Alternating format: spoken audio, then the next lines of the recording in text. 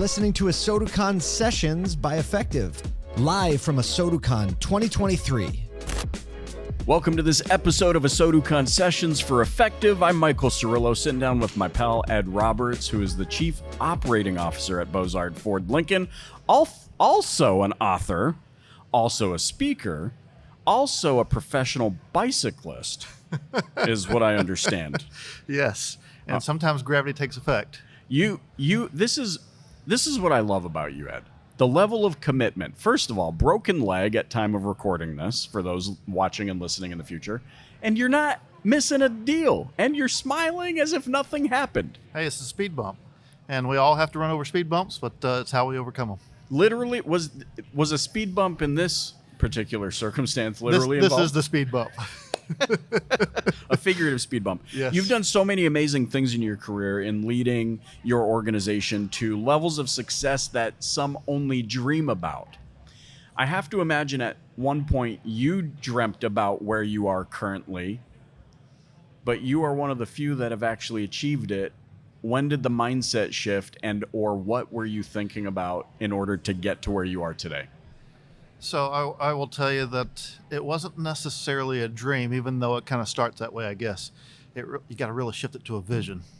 And when you can see it, then you can back into the elements that get you there.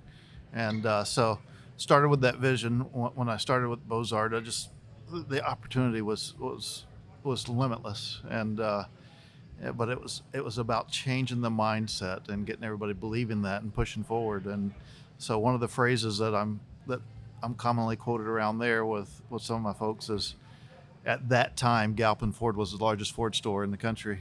And I told them that we're going to become Galpin of the East. And then we're going to keep going until Galpin wants to be Bozard of the West. So that's where it started. And then you just layer the elements there. You learn. You're going to try things that don't work. And you got to be quick to pull the plug and try something different. But to say that I've tried that and not go back and try something again is what really stops everybody's growth. And so even if you try something and it doesn't work, it doesn't mean that it won't work. It just means you haven't found the way for it to work yet.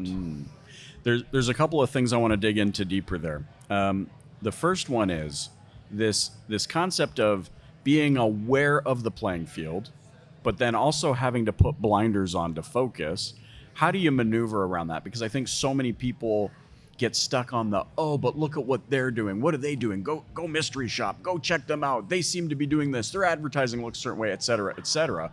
How do you maneuver effectively through that type of a circumstance where you're aware of the market but not letting it get in your way? You got to create your identity, but there's a lot of intentionality involved in that, because when you come to the team and say, hey, we're going to do something different, the first thing that comes to mind, well, who else is doing that? Who can we learn from? And you can either be a trend follower or a trend setter. And in order to be a trend setter, you have to go out and try things that nobody's trying yet. And the easiest way that's worked for us to do that is to express what the end goal is. And this is an element to get there. But if you say, hey, let's just do this without expressing what that end goal is, they don't really know whether it's working or not. So when you express it from what the end desire is, they'll buy into it and start pushing in that direction.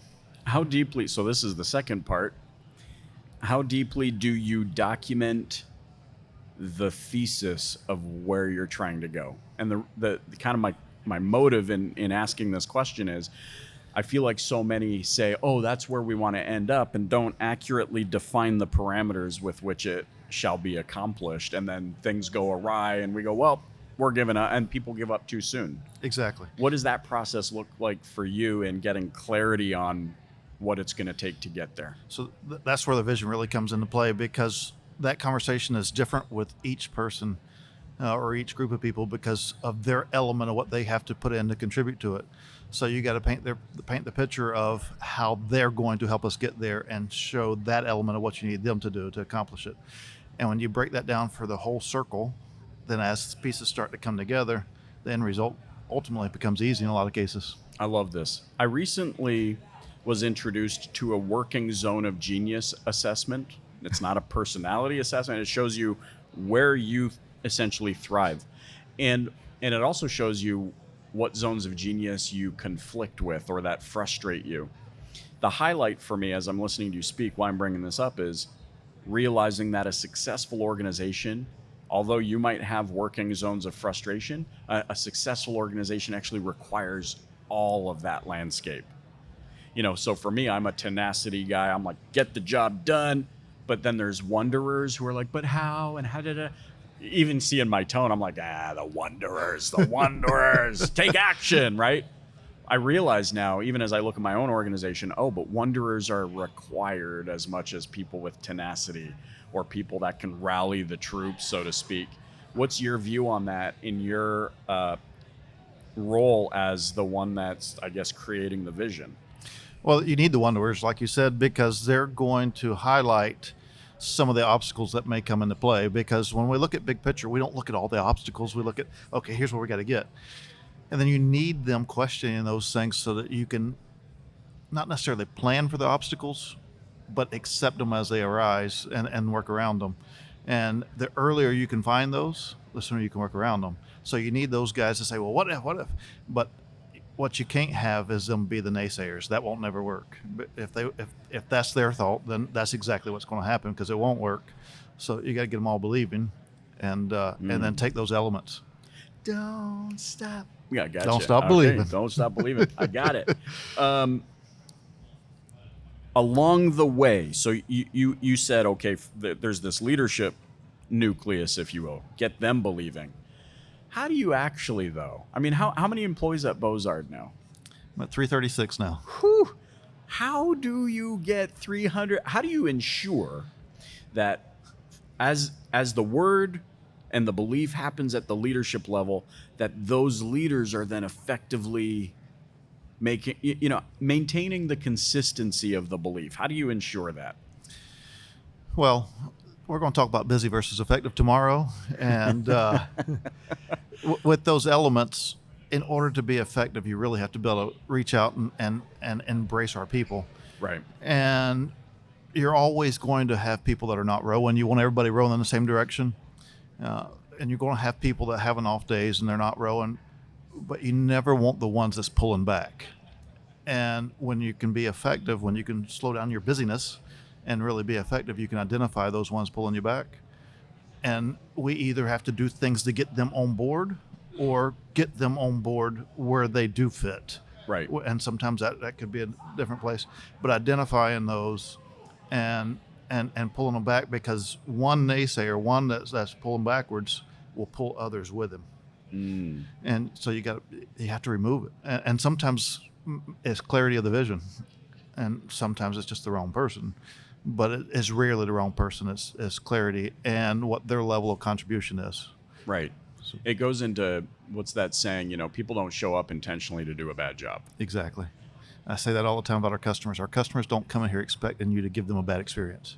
Interesting. Yes. Interesting. I could talk to you forever. I'm not going to do that to you. People can only take so much of my voice, is what I've been told by my wife. So she's heard you a little longer. At what point do you decide I'm going to write a book? I have been pressured, so to speak, to write a book for about 20 years. Wow. Started taking notes about 10 years ago.